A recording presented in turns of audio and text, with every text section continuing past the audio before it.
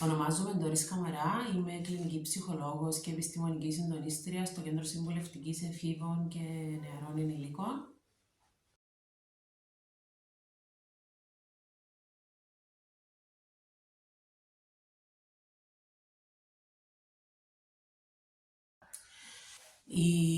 Η επιτυχία ή η αποτυχία ενός ατόμου που είτε ενσωματώνεται είτε δεν καταφέρνει να ενσωματωθεί σίγουρα εξαρτάται από πάρα πολλούς παράγοντες. Ο κύριος και πιο σημαντικός παράγοντας έχει να κάνει με το υποστηρικτικό πλαίσιο. Είναι πάρα πολύ σημαντικό μετά την αποφυλάκηση να υπάρχει ένα επαρκές και ωφέλιμο υποστηρικτικό πλαίσιο για να μπορέσει ο αποφυλακιστέντας να κρατηθεί και να ενσωματωθεί πίσω στην κοινωνία. Επίσης, το εργασιακό υποβαθρόν είναι αρκετά σημαντικό. Παίζει πολύ σημαντικό ρόλο από τη στιγμή που έναν άτομο αποφυλακίζεται να υπάρχει ξεκάθαρο εργασιακό περιβάλλον με συγκεκριμένες ώρες και συγκεκριμένο χώρο εργασίας για να μπορέσει να κρατηθεί και να υπάρχει μία ωφέλιμη λειτουργικότητα στην καθημερινότητα του. Επίσης, η εκπαίδευση και οι δεξιότητες. Πολλά άτομα στη φυλακή καταφέρνουν να τελειώσουν είτε το σχολείο είτε να πάρουν πανεπιστημιακό δίπλωμα. Αυτό είναι πάρα πολύ σημαντικό γιατί υπό άλλες συνθήκες δεν θα είχαν εκπαιδευτεί επαρκώς. Επίσης, κοινωνικές δεξιότητες. Πολλά άτομα είτε ενώ είναι στη φυλακή, ενώ είναι εκτός των φυλακών, έχουν μειωμένες κοινωνικές δεξιότητες. Οπότε είναι πολύ σημαντικό με το που κάποιον άτομο αποφυλακίζεται να μπορέσει να χρησιμοποιήσει και τις κοινωνικές δεξιότητες αλλά και τις εκπαιδευτικές του εμπειρίες, ούτως ώστε να προχωρήσει με έναν πιο λειτουργικό τρόπο ζωής. Η ψυχολογική υγεία είναι κάτι πάρα πολύ σημαντικό. Στις φυλακές, ενώ κάποιος είναι κρατούμενος, υπάρχει δυνατότητα να έχουν επαφή με αρκετούς επαγγελματίες υγείας, είτε ψυχολόγους είτε ψυχιατρούς, για να μπορέσουν να δουλέψουν λίγο το κομμάτι της φυλάκισης, αλλά και του τι γίνεται με την αποφυλάκηση. Είναι πάρα πολύ δύσκολο κάποιος να βιώνει τον εαυτό του μέσα στο κομμάτι της φυλακής και είναι πολύ σημαντικό να δουλέψει το τι είναι και ποιος είναι έξω από τη φυλακή.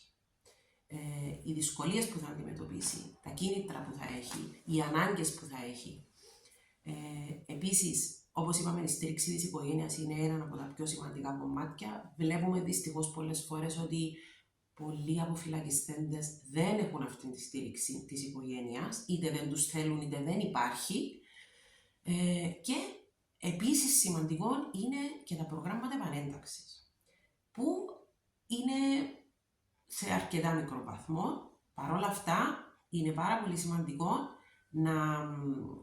να αναπτυχθούν σε βαθμό που να βοηθήσει αυτά τα άτομα με το που θα αποφυλακιστούν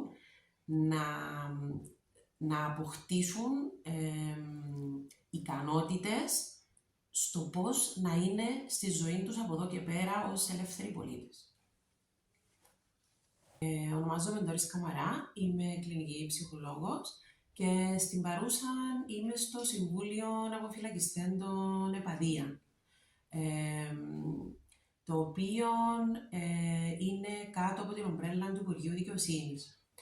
Ουσιαστικά στόχος του Συμβουλίου Αποφυλάκησης Επαδία είναι τα άτομα που δικαιούνται να αποφυλακιστούν μπορούν να το κάνουν εάν αποφασιστεί από το Συμβούλιο με συγκεκριμένους όρους.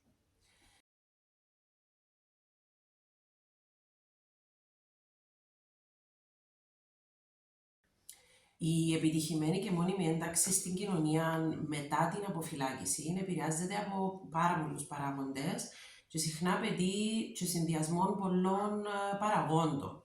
Για παράδειγμα, μιλήσαμε προηγουμένως για την εκπαίδευση. Η πρόσβαση στην εκπαίδευση μέσα στη φυλακή και η συνέχιση της μετά την αποφυλάκηση μπορεί να παίξει πολύ μεγάλο καθοριστικό ρόλο στην επαγγελματική ανάπτυξη του αποφυλακιστέντα. Επίσης, μιλήσαμε για τους οικογενειακούς δεσμούς. Η υποστήριξη από την οικογένεια μπορούν να παράσχουν μια πολύ σημαντική ψυχολογική και κοινωνική στήριξη. Γι' αυτό πολλές φορές όταν βλέπουμε άτομα που έχουν μειωμένους οικογενειακούς δεσμούς, δυστυχώς βλέπουμε ότι είναι πολύ σημαντικός παράγοντας για να επανέλθουν πίσω στο σοφρονιστικό σύστημα. Η εργασία. Η έβρεση της εργασίας μπορεί να προσφέρει και μια οικονομική άνεση στον αποφυλακιστέντα και μια οικονομική ανεξαρτησία και επίσης να συμβάλλει και στην κοινωνική επανένταξη. Το πώς βλέπω τον εαυτό μου, η αξιοπρέπεια που έχω, η αυτογνωσία που έχω είναι επίσης σημαντικά κομμάτια στο ότι ενισχύεται η εικόνα του εαυτού τους με το που βγαίνουν από τη φυλακή και αυτό μπορεί να βοηθήσει και στον αποστιγματισμό. Δηλαδή, αυτά τα άτομα πολλές φορές είναι στιγματισμένα, είναι φυλακισμένοι, είναι άτομα που έχουν μπει στη φυλακή. Άρα, εάν εγώ νιώθω καλά με τον εαυτό μου, αυτός που είμαι βγαίνοντας από τη φυλακή, αυτό θα μειώσει λίγο και το κοινωνικό στίγμα. Η διαχείριση σχέσεων επίσης είναι πάρα πολύ σημαντικό. Αυτό σημαίνει ότι θα προσπαθήσω να αποφύγω παρεκτροπές, να διατηρήσω θετικές σχέσεις στη ζωή μου με άτομα τα οποία είναι ωφέλιμα για μένα, θα απομακρυνθώ από άτομα που αντιλαμβάνομαι ότι με έχουν πάρει πίσω παλαιότερα. Και το πιο σημαντικό κατά εμένα είναι και η στήριξη της κοινότητας. Πολλές φορές η κοινότητα θα τα απελώσει αυτά τα άτομα.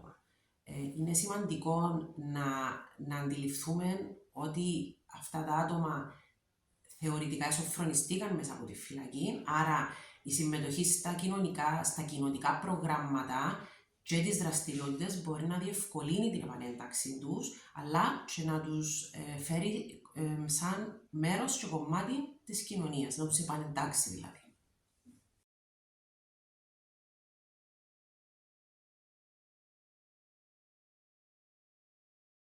Υπήρχε ένας άντρας 30 χρονών περίπου, ο οποίος είχε φυλακιστεί για το αδίκημα της εμπορίας ναρκωτικών για 4 χρόνια. Πέρασε από την Επιτροπή του Παρόλ και αποφασίστηκε ότι θα αποφυλακιστεί με όρους.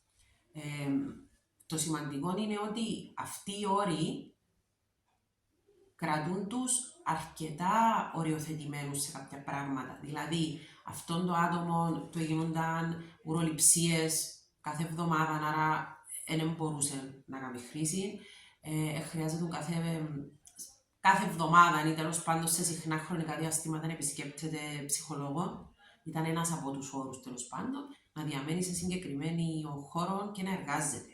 Λοιπόν, αυτό που θεωρώ ότι βοήθησε αυτόν το άτομο να τα καταφέρει τώρα πλέον, έχει αποφυλακιστεί επιτυχώς, είναι ότι υπήρχε η οικογένεια, υπήρχε η σύζυγος, υπήρχαν τα παιδιά, υπήρχε η σταθερή εργασία, την οποία κράτησε, ήταν κάτι που του άρεσε και του ιδίου και ο μισθός ήταν κάτι το οποίο τον βοήθησε να γίνει και οικονομικά ανεξάρτητος σαν ο κύριος προστάτης της οικογένειας, αλλά επίσης το γεγονός ότι υπήρχε ο όρος του ότι έπρεπε να βλέπει έναν λειτουργό υγείας, στην συγκεκριμένη περίπτωση έναν ψυχολόγο, τον βοήθησε να δουλέψει το κομμάτι του εαυτού του, το πώς ήταν μέσα στη φυλακή, αλλά και το πώς πλέον είναι έξω με τους ρόλους και τα καπέλα που χρειάζεται να φορεί. Σαν πατέρας, σαν σύζυγος, σαν εργοδοτούμενος, σαν ένας πρώην φυλακισμένος. Άρα θεωρώ ότι αυτά ήταν από τα κύρια στοιχεία που έκαναν τη συγκεκριμένη περίπτωση να προοδεύσει και να έχει μια θετικό αποτέλεσμα.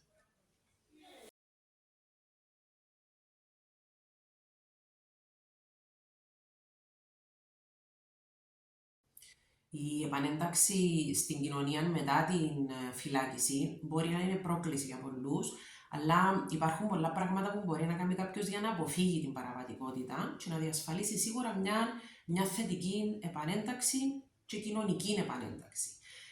Ένα κομμάτι που θεωρώ ότι είναι πάρα πολύ σημαντικό είναι η επαφή με τις υπηρεσίες υποστήριξης. Χρειάζεται τα άτομα αυτά να ενθαρρύνονται να επικοινωνήσουν με τις υπηρεσίες, όπως είναι οι ψυχολόγοι, η κοινωνική λειτουργοί, διάφορες οργανώσεις, για να παρέχουν υποστήριξη σε αυτούς. Πολλές φορές βλέπουμε ότι το κοινωνικό υπόβαθρο είναι αρκετά μειωμένο. Άρα η επαφή με τις υπηρεσίες υποστήριξης πολλές φορές είναι καθοριστική στο να τους κρατήσει μακριά και να τους κρατήσει σε έναν σωστό δρόμο. Επίσης, η επαγγελματική επανακατάρτιση, δηλαδή με το πολλά από αυτά τα άτομα έχουν καταρτιστεί επαγγελματικά και μέσα στη φυλακή. Άρα, βγαίνοντας έξω, είναι πολύ σημαντικό να εξετάσουν τις επιλογές και τις εκπαιδευτικές και τις επαγγελματικές για να μπορέσουν να αποκτήσουν νέες δεξιότητες και να αυξήσουν εννοείται τις πιθανότητες σε μια έβρεση εργασίας που θα είναι ιδανική για τους ιδίους. Όπως και η αναζήτηση εργασίας που είχαμε πει προηγουμένως, ότι πρέπει να βοηθηθούν, να δημιουργήσουν και ένα σωστό βιογραφικό, να βρουν μια δουλειά η οποία να τους αντιπροσωπεύει σε έναν βαθμό. Η στήριξη από το περιβάλλον. Να δημιουργήσουν έναν υποστηρικτικό περιβάλλον, να ζυγίσουν ποια είναι τα άτομα που τους παίρνουν μπροστά, ποια είναι τα άτομα που τους παίρνουν πίσω, να κρατήσουν τα άτομα που είναι ωφέλιμα για αυτούς. Σίγουρα έχει να κάνει και με την στενή οικογένεια, έχει να κάνει και με τους φίλους. Και επίσης η διατήρηση των θετικών σχέσεων και της αποφυγής περαιτέρω παραβατικών παραστάσεων. Τούτον εννοείται ότι είναι ένα από τα κομμάτια που θα τους κρατήσει μακριά από το σοφρονιστικό κομμάτι.